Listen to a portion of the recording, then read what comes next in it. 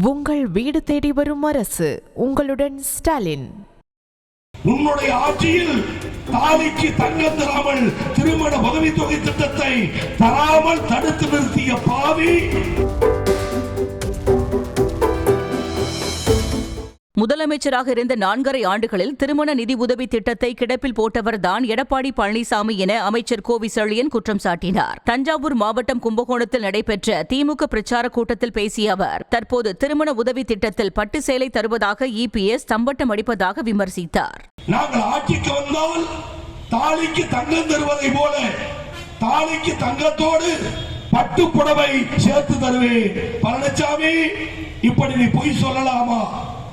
நீ ஆட்சியை விட்டு இறங்கிய போது 2021 சட்டமன்ற உறுப்பினர் ஆதாரத்திற்கு இருக்கிறார். 4.5 வருடம் உன்னுடைய ஆட்சியில் தாலிக்கு தங்கம் தராமல் திருமண உதவித்தொகை திட்டத்தை தராமல் தடுத்து நிறுத்திய பாவி எடப்பாடி பழனிசாமி. பயங்கர குற்றச்சாட்டு.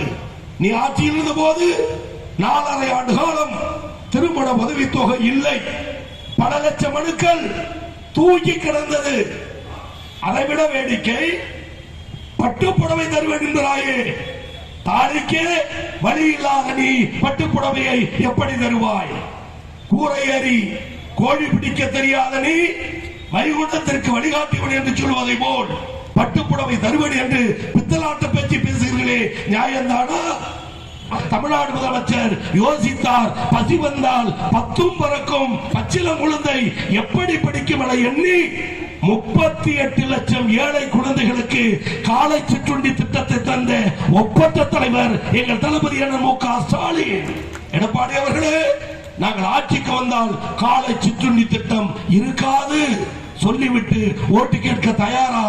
எனவே எப்படி அண்ணா தமிழ்நாடு என்ற பெயரை தந்தாரோ, இருமொழி கொள்கையை தந்தாரோ, தளபதி தந்த திட்டம், புதுமை பெண் திட்டம், நாள் முதல்வன் திட்டம், மகளிர் உரிமை தொகை, விடியல் பயணம், இந்த திட்டங்கள் தொடர 2026 தளபதிக்கு வயது 72 அறிவித்து விட்டு போகிறேன்.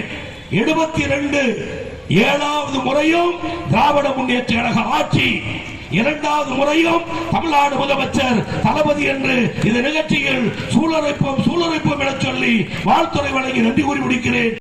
உங்கள் வீடு தேடி வரும் அரசு. உங்களுடன் ஸ்டாலின்.